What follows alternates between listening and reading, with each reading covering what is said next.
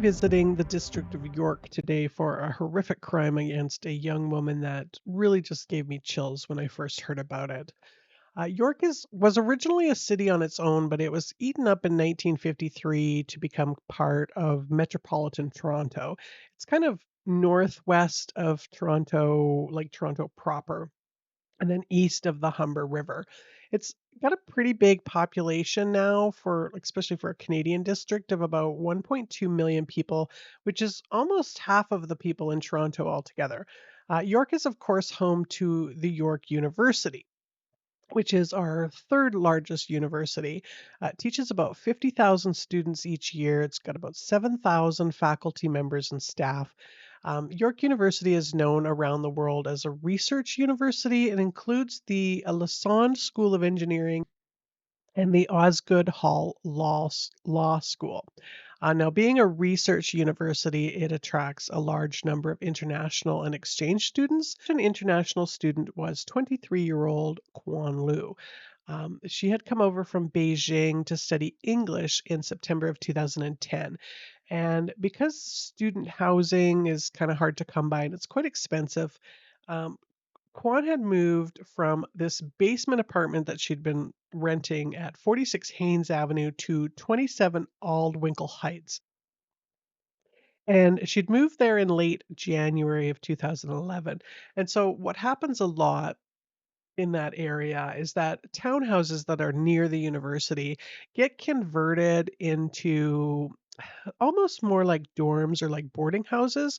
So they are townhouses that are originally built for like a single family with, say, three or four bedrooms, and they get converted into like six bedrooms on each floor, with a small bathroom on each level to share, and then each room is just basically a bed, a desk, and like a small kitchenette. And I don't even know half the time if it's actually a kitchenette or if it's just like a bar fridge with a hot plate. So rather than one or two families living there and getting about $2,000 a month in rent on it, it's now like 11 people living there, all paying like $400 for their little bit of space that they get.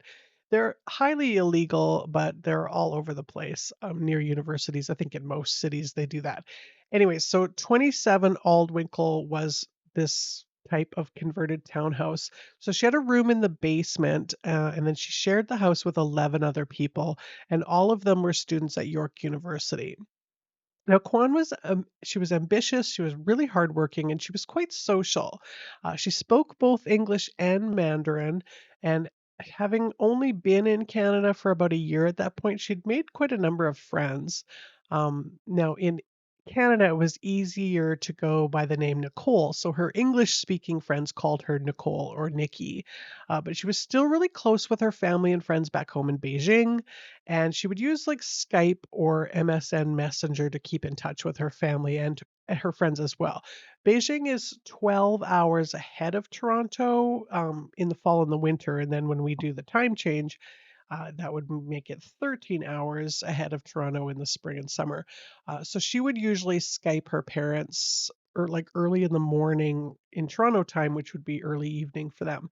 And she also had a boyfriend back home that she kept in regular touch with. Now, some reports refer to him as an ex-boyfriend, that they were ex-boyfriend and girlfriend, but they had met back when they were just teenagers and they had been dating for about 7 years, at the time that she moved to Canada to study English. So it sounds like more they were doing the long distance thing because they were in touch quite often.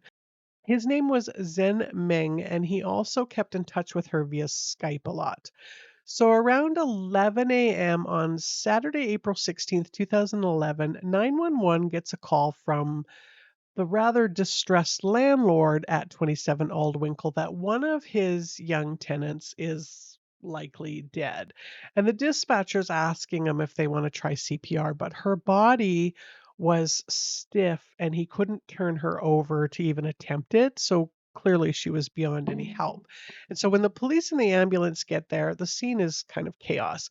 The landlord's freaking out, the other tenants are freaking out, and some of Quan's friends are there as well, and they're also freaking out. Now, fortunately, none of them are walking around the crime scene or anything like that, but they're all talking really excitedly and all kind of at once, that kind of chaos. So they finally determined from the landlord that he had gotten a call from one of Nicole or Kwan's friends that she was in danger and that they needed to go to the apartment ASAP and check it out. So, like, what made her friend think that she was in danger? Now, his English is pretty broken, but it sounds like her boyfriend had called him and told him that she had been attacked in her apartment and that somebody needed to check on her. Now, when Kwan had been found, she was naked from the waist down. Her underwear and the tights that she had been wearing were twisted up in kind of like a ball near her body, and she appeared to have been strangled. So that did appear to be the scenario that she had been attacked. But it was strange that the boyfriend had known this. So they're asking, like, well, where does this boyfriend live? Well, in Beijing. Now, in order to talk to the boyfriend, they had to get an interpreter because Xian he only spoke Mandarin. He didn't speak English at all. He doesn't speak or understand English at all. Um, and so he tells them through this interpreter that he doesn't have a video recording of this, but he has an audio recording. So him and Kwan were on Skype, and late. Well, it would have been late in the evening, Toronto time, so during the day in Beijing. And but it wasn't like the way you would do a Zoom call where you're conversing with each other.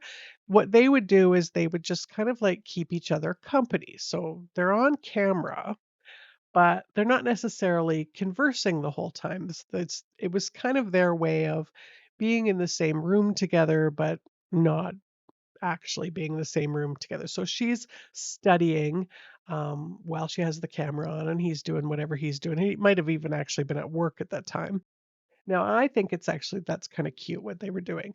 So about 1 in the morning Toronto time, there was a knock at the door, like, and it wasn't a loud pounding, it was just a regular knock at the door, and he saw that Kwon got up to answer it. She didn't have a peephole or anything, so she just answered the door.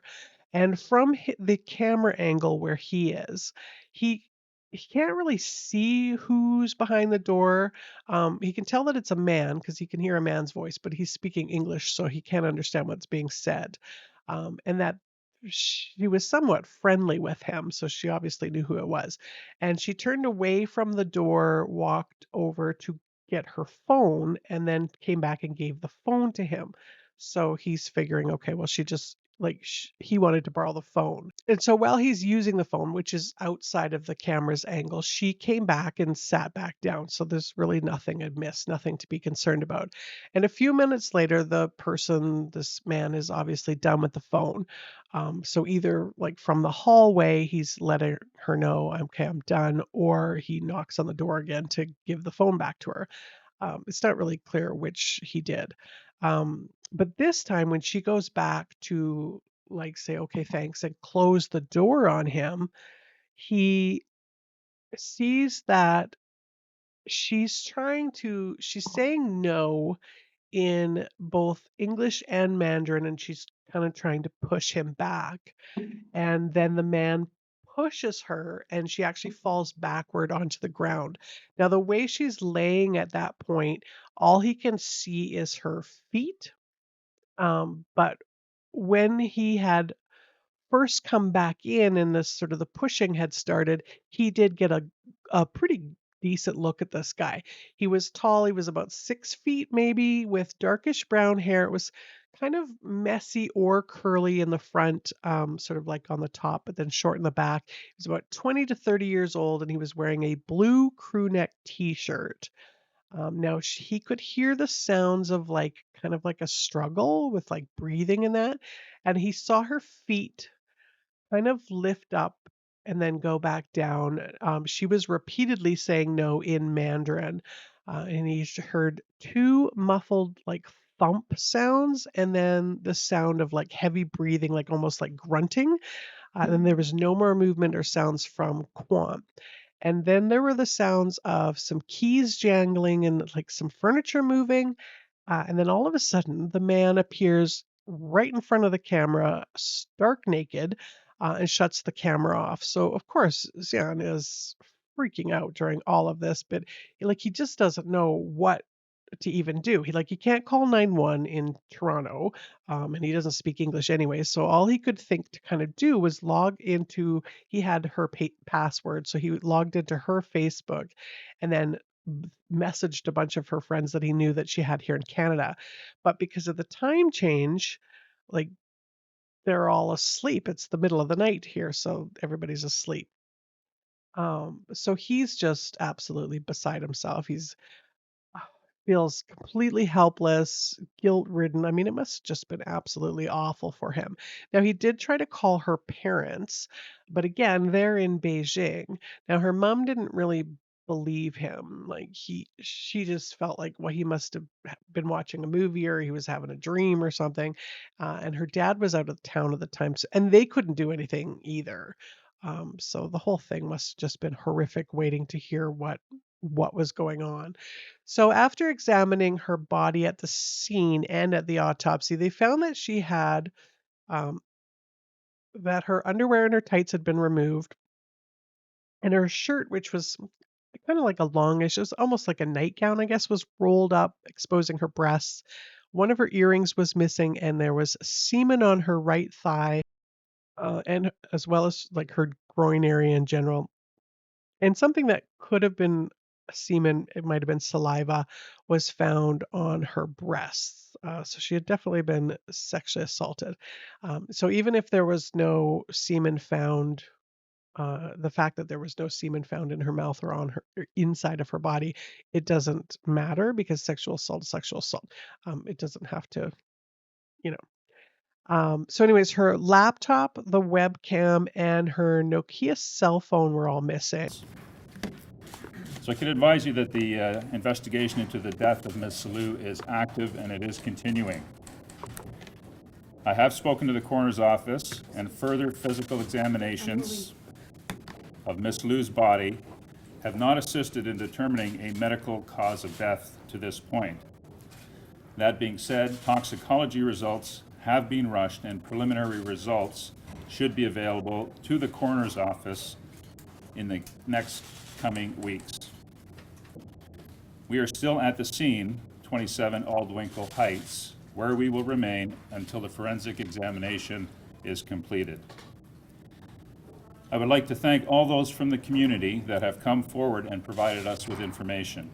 We are presently following up on tips that we have received, and I continue to encourage anyone who has information about this case to come forward. The medical examiner was not able to determine an exact cause of death other than believing that it was due to manual asphyxiation, as in something cutting off her oxygen supply, but he couldn't determine if it had been maybe positional or like from hands actually on her neck.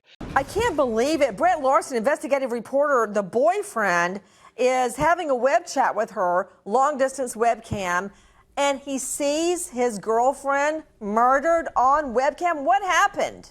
Nancy, it's absolutely terrible. He's having this conversation with her. He hears in the background that knock at the door. She lets the gentleman in. He comes in and viciously attacks her, knocks her to the ground. Wait, back it up, back it up. Brett Larson, did she know the perp? Why would she let him in? Were they in school together? They lived in the same apartment building with each other. So this was definitely someone that she knew. He had apparently come by to get something, to pick up a cell phone. There was some excuse for why he needed to be there that she bought into, letting him into the apartment. Then he gets on top of her, strangles her, and the ex-boyfriend hopelessly and helplessly watches this entire thing go down on webcam, unable to do anything to help her.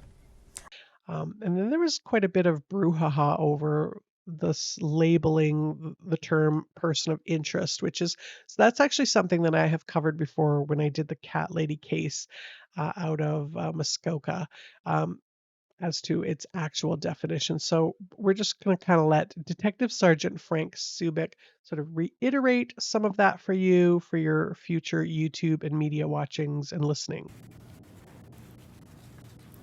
On Sunday, I spoke about a person of interest to this investigation. He has at times been referred to as a suspect in the media. From a police perspective, there is an important distinction between a suspect and a person of interest. For clarity, a person of interest, by definition, is a person whose background, relationship with a victim, or opportunity to commit an offense may warrant further inquiry. But at the time, no other grounds exist to suggest culpability in the commission of the crime being investigated. A photo of Ms. Liu and this person of interest have been circulating in the public forum, both on the internet and I understand also in the media. And there has been some misinformation to suggest, and conclusions have been drawn, that this man is in fact the intruder that was seen by the online witness over the webcam. At this time, I do not, and I repeat, do not confirm that this is a fact. We have interviewed this person very early on in this investigation and are working towards excluding him as being connected with Ms. Liu's death.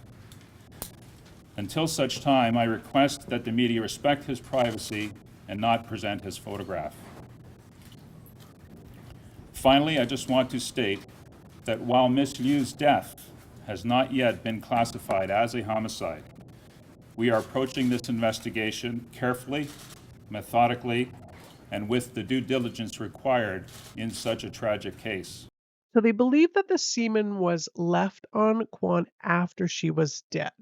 And again, as I've covered in other cases, legally and only legally, you cannot actually assault a dead person. You can only offer them an indignity, which is semantics completely, in my opinion, but it's an important distinction under the law because remember, murdering somebody while in the act of a sexual assault is considered automatically first degree. Otherwise, it's only second degree. So early in the investigation, their first steps were, of course, to interview and talk to everyone in the building that she had lived in before, all her acquaintances and friends, or at least the ones that matched the description of the man that Zen saw on the webcam, which did kind of narrow that down a little bit because most of her friends were Chinese.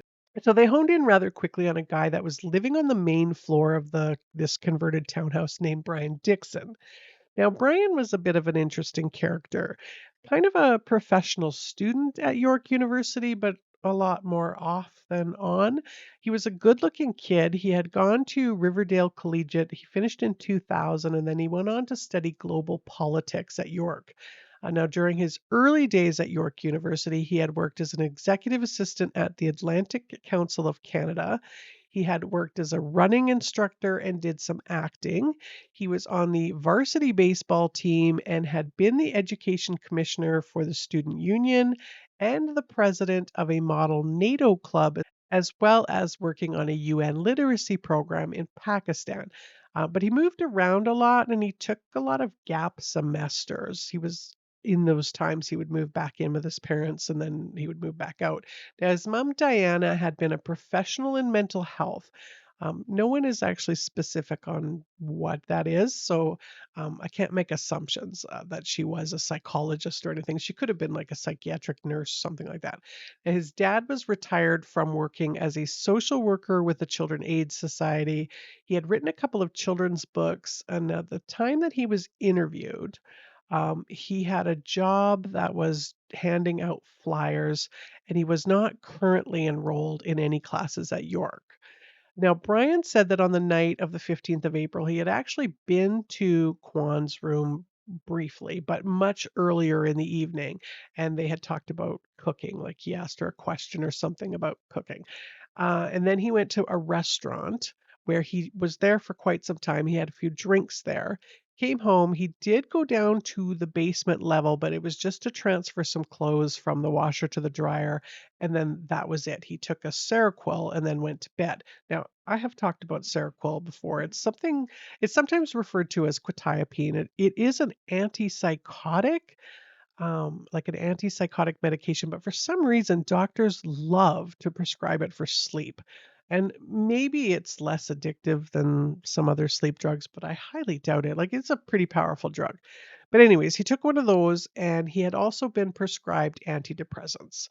But aren't we all these days? Started talking about like the fact that there's no oven, and she told me that they don't have ovens in China apparently. So I put my clothes in the wash. The girl came out of her room, and that's how we got to talking. Went back into her room, continued talking about the cooking.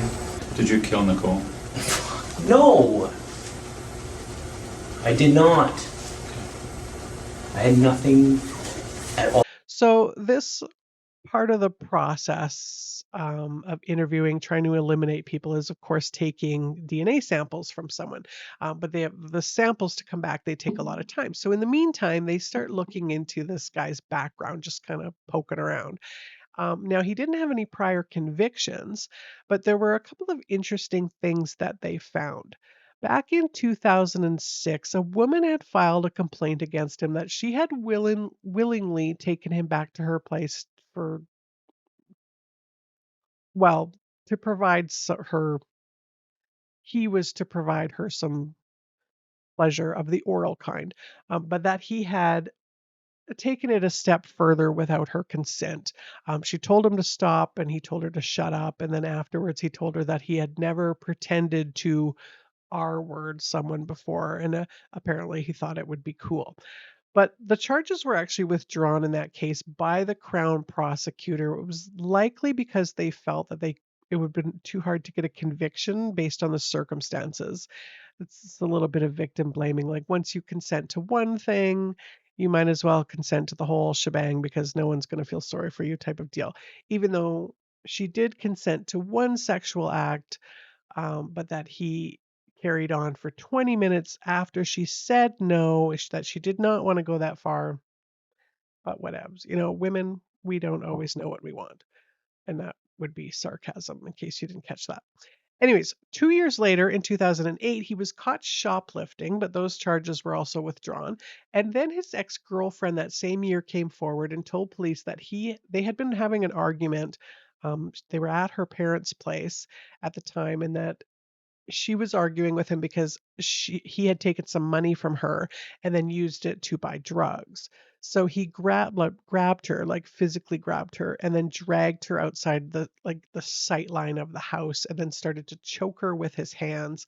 But the girlfriend decided not to go through with pressing charges on that. Now, 2008, that must have been before the time when the police could decide to press charges on their own. So it's a little bit alarming that he had these kinds of complaints against him. So they say they want to look through his room and then through the computer, and of course they find some more alarming stuff. Now, unfortunately, I can't even really talk about this next part on YouTube. YouTube is very interesting. They have certain topics that you can't even talk about, like not even for the purposes of education or commentary. And this next section is such a thing. So when it comes to how you want to consume my content, you have to kind of pick your poison a little bit.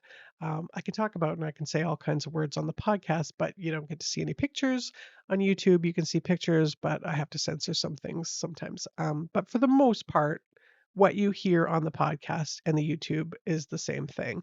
But sometimes I have to censor stuff, and it actually sucks a lot more for me because I'm the one that has to edit it and it gets really complicated. So, an example of this is if you are a podcast listener, you listen to a pretty in depth, detailed 2-part episode. I think it was 2 seasons ago on the Fritzl family. Now, that one came out, I did a sort of a condensed version of it for YouTube that came out around Christmas time, or maybe I think it was New Year's it came out. And it was immediately demonetized, which is not a terrible thing. Like I don't really care about the monetization because it's like, what am I didn't get my 31 cents or whatever from it.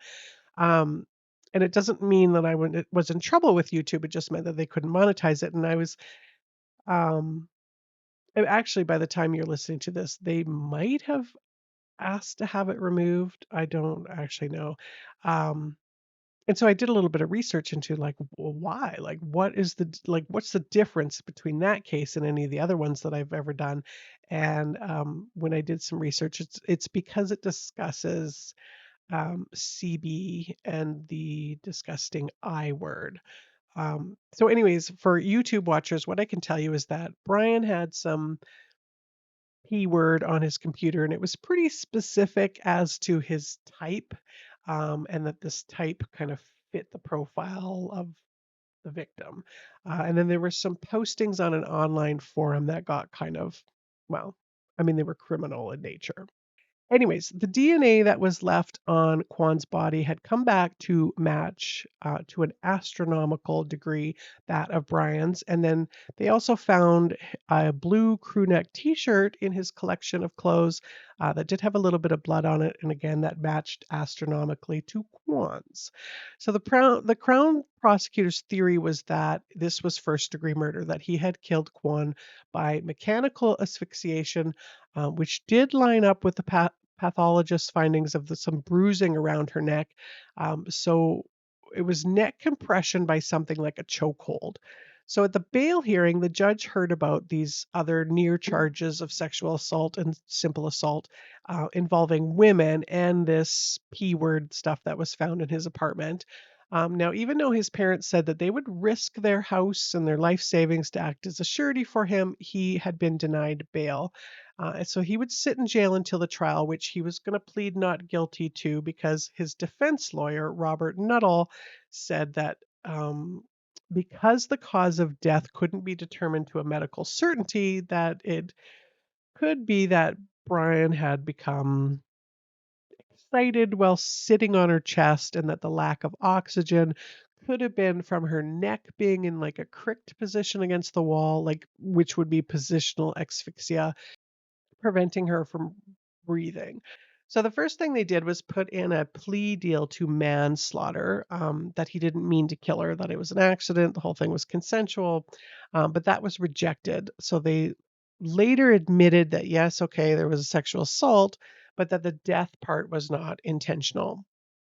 And in the end, the jury, who never did actually hear about any of these previous charges against him or even anything about his pee collection and this online forum stuff, found him guilty of first degree murder after 4 hours of deliberations. Basically, if you kill someone during a sexual assault, whether you meant to or not, it is first degree. So nice try on the defense side to try and claim that he had sexually assaulted her because she had rebuffed his advances. I mean, how dare she have her own autonomy over her own body, and that her neck had been cricked, and that's how she died, not because he choked her. Her parents had traveled all the way from Beijing and sat through the entire trial, watching all of it go down, including pictures of their little girl on a big screen, naked with injuries. And after the verdict and the sentence, which was automatically life with no parole for at least 25 years by Justice Anne Malloy, her parents told the media that with the death of their lovely and only child, they had lost their entire future. And maybe you may know this in Chinese culture, the April 5th we call Qingming Festival. For the people, we remember all the passed away people. So in this time, during just right on time, maybe this little bit I can have the good news to my daughter. 借这个机会，我们对有关方面做出的认真的取证工作，他们的职业精神和他们的工作付出，我们表示赞赏和表示感谢。We really deeply appreciate and recognize all the police team and the crime team. They're all professional and excellent work for contribute to this case. 也感谢强大的华人社区背后有他们的支持，也包括加拿大公民的纳税人的支持，包括我们总领馆、使领馆和方方面面的一些协会的支持，我们才能等到这个判决的到来。And we also deeply appreciate not just the Chinese Consul General Office and the Chinese community here. We also have the Canadian Society, the member from like you guys come to give us the support and hang on until this. They want some people the misinfo. 它实际上就是我一来的时候所说到的，就是学习太累了。And as I would say in the first year when I came here, she just worked too hard and studied too hard. That's a little bit tired. He will be eligible for parole in 2036, but Don't worry about that. He's doing okay in there. In 2017, he had a profile on the dating site Canadian Inmates Connect that reads, I'm 32 years old, tall and fit, 6'2", 215 pounds, single white male seeking exciting, adventurous, attractive female pen pal who likes to write. Now, just in case you didn't know, for an annual fee of $35, inmates can post profiles of up to 250 words and up to 2 images to meet some pen pals. This particular website has over 300 male profiles and one female inmate. Who happens to be Canada's only incarcerated dangerous female. Now, she's not named, of course, by the site moderator. Got to protect their privacy. But I am fully aware that that would be Renee Akaby. She had originally been incarcerated in 2000 just for drug trafficking and the use of a dangerous weapon. She was pregnant at the time, but over the next 11 years that she was in prison, she was further convicted of 5 hostage takings and numerous assaults against prison staff and other inmates. Now, there's pretty much a whole other episode on her about female inmates. Can't really get into that today. Now, there's also a disclaimer on the website that says Canadian Inmates Connect Inc. is not responsible for any type of relationship that is developed through that site. So there you go. You meet someone on a Canadian inmates and you get murdered by them, they're not responsible for that. And that was the horrible and vicious murder of Qian Liu. And I am going to be back again next week with another asshat committing another horrible crime against someone. In the meantime, on YouTube, if you put your comments down below, you can like the video, you can share the video, you can subscribe to my channel. On the podcast, you can write a review on Apple, you can rate it on Spotify. You can sign up for exclusive content. That's through Red Circle. What else can you do? Oh, I'm on Instagram. I'm on Facebook. And you can send me an email at amillionotherchoices@outlook.com. And thank you so much for listening and for watching.